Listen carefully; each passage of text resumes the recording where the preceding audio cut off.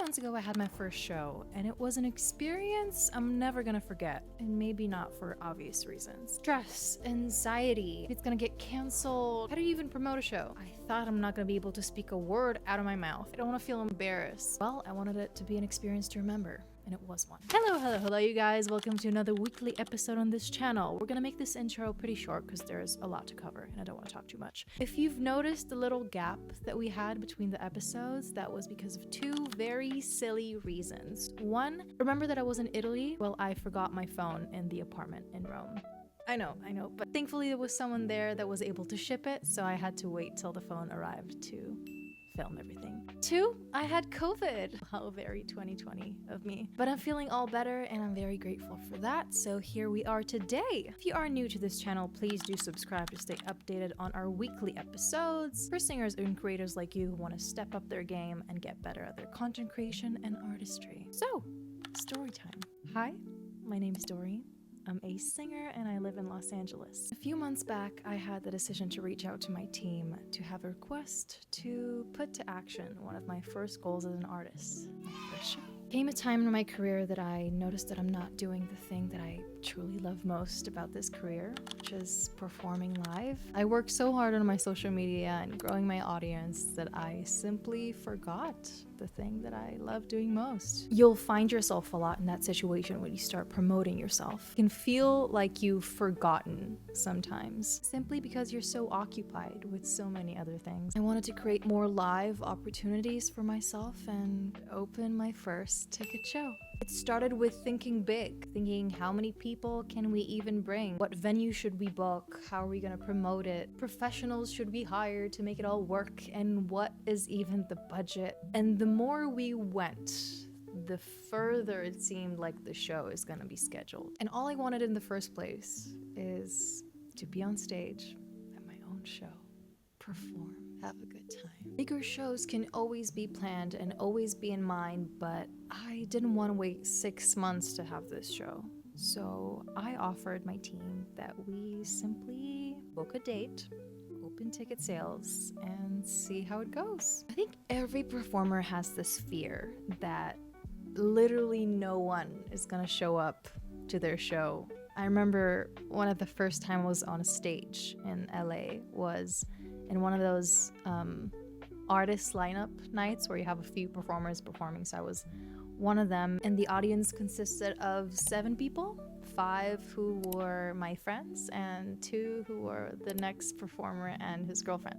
So that definitely puts you on perspective and gets you very humble for the beginning of the journey. But I simply knew that even if my closest friends show up to this show, sure, we definitely won't make profit and potentially lose money, but I'm gonna do my best to promote it organically on my social media, hoping that it reaches the right people in LA and that we simply have a good show. So the show is scheduled March 22nd. Thankfully, I already have players that I trust that I already did other projects with, so we started rehearsals. Noah Weil on the guitar, Tony Lowe on the keys, Guy Paz on the drums, and mid-rehearsals we also decided to add bass to add more layers to it, so we added Benny Lipson. I had about a month and a half or 2 months to promote the show. I started thinking creatively on my page, looking for ways to step out of the box and making content that is unusual for what I post. I mean, not too crazy, but doing something that is different from my usual pattern. Drove to Beverly Hills to shoot some beautiful content with some nice scenery, of Los Angeles. But funny enough, the thing that worked best was my usual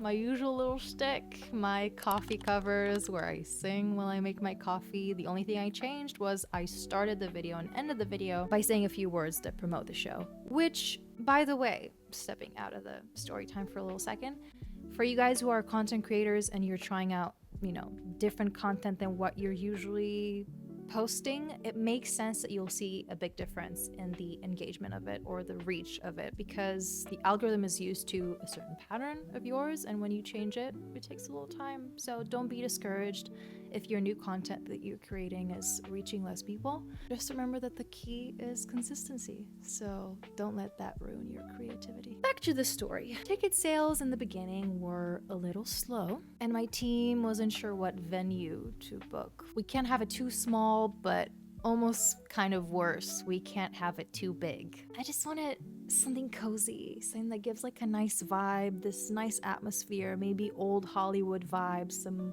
woods and greens, maybe reds. And then, from location scouting, we found this hotel in downtown LA. So my producer Eli and I drove to this hotel to see the location ourselves. It was so beautiful and gave so much charm, but the rooftop that they offered was a little too cold for that wintry season, and there was a little beautiful room that gave such a nice vibe, tiny desk vibe that they offered, but it was a little small. But there was still so much charm to that hotel, and just walking through the lobby, all I wanted was to simply do it there in the lobby. So we asked the manager if we could do it in the lobby, and she said yes. I was so thrilled because for me, honestly, the impact of having a show in a venue that already has a really nice space, a really nice look to it, it's so important for the storytelling, I feel like. So when you have a venue that already gives a story, it only helps. So we have a venue. Check that off the list. The band is sounding so great on rehearsals. Sales are steadily going up, and it looks like we're gonna have a show. We're getting closer 2 weeks before the show. I don't know exactly what happened or what triggered it, but I am starting to stress out. Thinking what the layout of the show should be. When should I have my talking breaks? What am I even gonna talk about? I don't even have an outfit planned. We still haven't reached our goal of ticket sales. If I'm gonna make a mistake or forget the lyrics to one of my songs or not know how to talk all of a sudden? What if I'm gonna feel embarrassed? What if someone's gonna laugh? And all of a sudden, I start feeling sick. The stress is making my body ill. Sick to the point where I'm weak and I lose my voice and I have fever. Now, let me tell you something. One thing about me is that I know when to be sick at the right time. When I stress out too much, my system simply shuts down. Comes a week before the show, and my body is still pretty weak, and my voice is pretty hoarse. In one of our meetings talking about the show, we showed the video of the venue that we chose to the team, and one of the team members say, the ceiling looks a little too high for a show. And from the looks of it, the acoustics looks pretty rough. Meaning the sound of the show, which is, oh, so important, might be really bad. Now, some things with live shows we can skip or settle on, live with it, knowing that the sound could potentially be bad at my show. Simply cannot let that happen. So we did the only thing that we could and looked for another venue. In that time frame, we really couldn't ask for much. But still, I was so scared to do it somewhere not giving a vibe, and then I'm gonna feel off and embarrassed, and then it's gonna affect the way I perform. Now, something that I gotta tell you guys is that these things that I experienced are not how I usually go about things. This is not how I usually think. This is not how I usually go about it. This is not my usual perspective. I believe that you can have a great show in the street, in an empty room, in a fancy hotel, at a restaurant, at your grandma's living room. If you are a great performer, if you are a true soulful performer, you're gonna have a great show no matter where you perform it. For some reason, I felt in these moments my deepest childhood insecurities. They got through, and I wanted all the surrounding to be as great and as cool and vibey as possible, so that if I'm not enough, at least it's covered with all this beautiful background. If I don't sing well enough, if I'm not interesting enough, at least the atmosphere in my venue feels good and the players sound great. That state of mind is simply wrong. It's not good and it's not true. And I don't blame myself for feeling it. I felt those insecurities that I haven't felt in years, that I so gladly say all the time that I don't feel them on a daily basis anymore. It used to be a lot higher. It used to be a lot worse. But you sometimes have to go through these first time moments, get better at coping and to have a better mindset. And this career we chose, there's lots of it. And it's not easy, but it's beautiful. And it makes things way cooler and way better, in my opinion. We're a week before the show. In band rehearsals, I just don't sound my best. All of a sudden I started feeling insecure about my voice because I can't reach the high notes that I usually reach. Can't control my voice like I'm used to controlling it. I started having bad sleep that week, and every morning I woke up with deep anxiety. And it simply took out all the fun from this thing that I wanted to do so badly because I wanted to have fun. So I knew I needed to look inwards and change something in this system.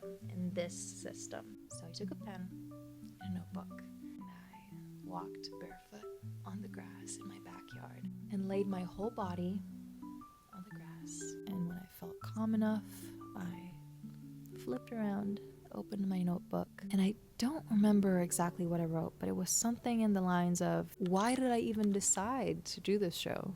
What am I so scared of, and why? And it was in that moment that I realized how obsessed I was with everything surrounding the show and surrounding me, and not even thinking for a second what I can bring, what energy I want to represent, how I want people to feel, what's my intention. Not everything can be in my control. It can't be. The only thing I can control is how I show up. The first moments of discussing the show with my team talked about how I want people to feel stepping out of the show. I wanted to make people feel the way that I feel when I leave a very impactful performance by a great artist. Excited and touched and extremely inspired. So a few days before the show, I decided that I'm going to relax and simply let things be. Then we found a venue. A little unexpected, but it had everything that we needed. It was this school recital stage in a music school that, from my understanding, never even had a show of this type played at it, just music students. We went there, we checked the sound, and it sounded great. It also ended up being close to my house, so the stage that lacked a little character, we decided to bring all of my lamps and plants from my house and just fill the whole stage up with it. So instead of having this old Hollywood speakeasy vibe, we ended up creating this cozy living room vibe, which I liked the sound of. Sounded like a good fit for my first show. I did everything that I could to keep my spirits up and bring my voice to a healthy spot. We also ended up lowering some of the keys for the songs because I couldn't reach the high notes. So I let everything go, everything that I can't control, focusing on delivering my performance and my energy from a good, genuine place. Thinking too much about the looks of it got me a little confused with the outfit that I wanted to make. So what I thought is going to be a good fit in the first place, once I tried to assemble everything, it just felt wrong. Felt out of the window. We don't want that. So the night before the show, we had our last rehearsal with the band. They sounded so good. No, they sounded great. And I decided to have a good restful sleep, go to bed, and wake up all fresh.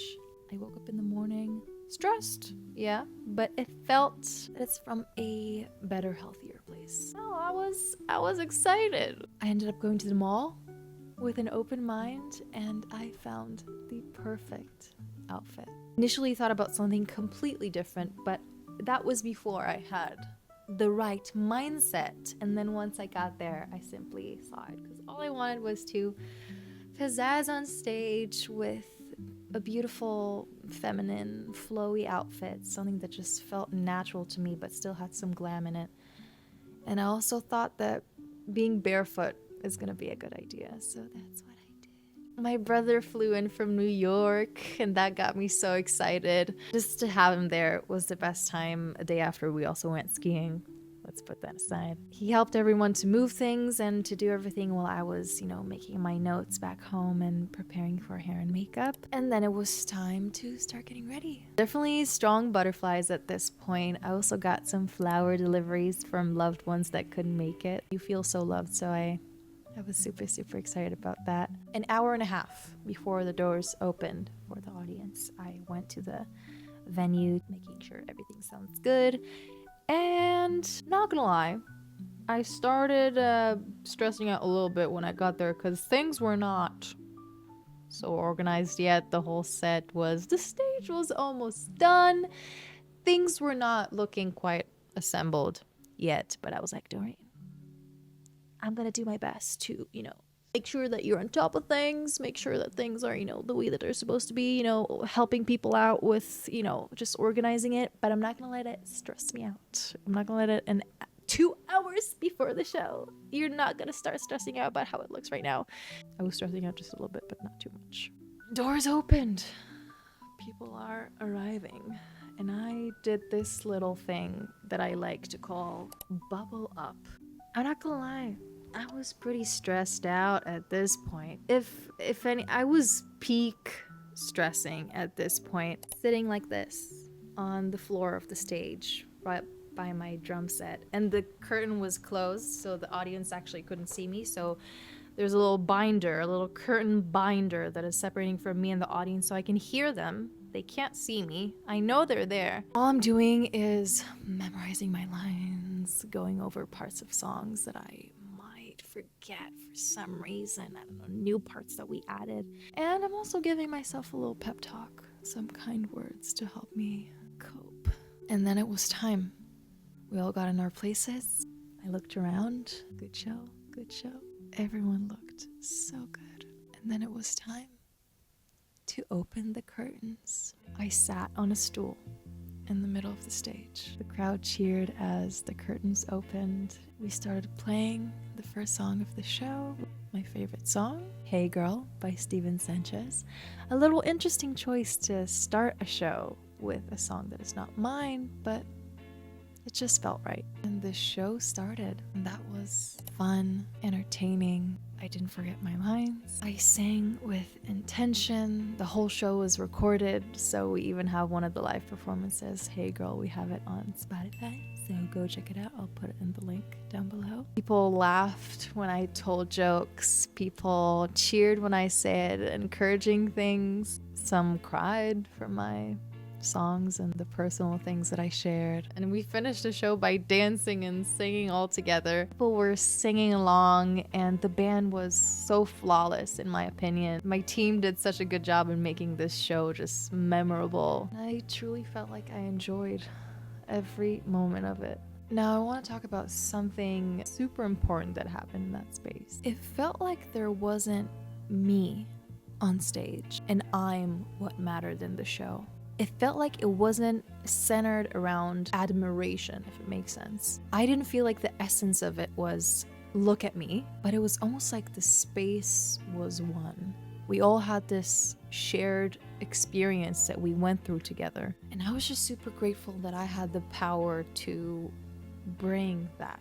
I got reminded why I chose this path. What makes it feel so good and so special and so honest and raw, and it's truly that bigger connection with others. It's something that I can't fully explain. It's simply a meaningful thing. It feels like a real thing. And from the show and on, something changed in the way that I actually looked at work, went about work. Sometimes you gotta promote things on social media, but it's not like promoting a product or a service. You're promoting you. And it's important that in all that you do it from a genuine, real place. After time, it can be sometimes easy to forget what the point is. You need to remind yourself why you do it in order to not feel fake or drained or misled. And I think that was a reminder for me after a long time. I got that reassurance that I'm on the right path and I'm doing what I love. There's a true purpose in it. And for me, it's the people aspect of it. So that's what this show gave me, and a lot more. I just want to advise you to find these things that make you remember. And the journey to that could also just, not be as easy, but it's important that we incorporate it in our routine as much as we can. Okay, so even just writing the talking points that I wanted to make in this video, I knew that it's gonna be a long one. Let's wrap it up for this week. You guys, thank you so much for tuning in to today's episode. I'm so happy that you stayed till the end. If you're here and you actually listened and didn't fall asleep, comment this blue heart emoji so that I know that you stayed this long. Subscribe if you haven't already done so to stay updated with all of us. All the links to my music, my courses, and one-on-one calls is available in the description down below, so make sure you check on all of those. I love you guys. I believe in you, and I hope you have an amazing week. I send you kisses. Bye bye. Ta ta.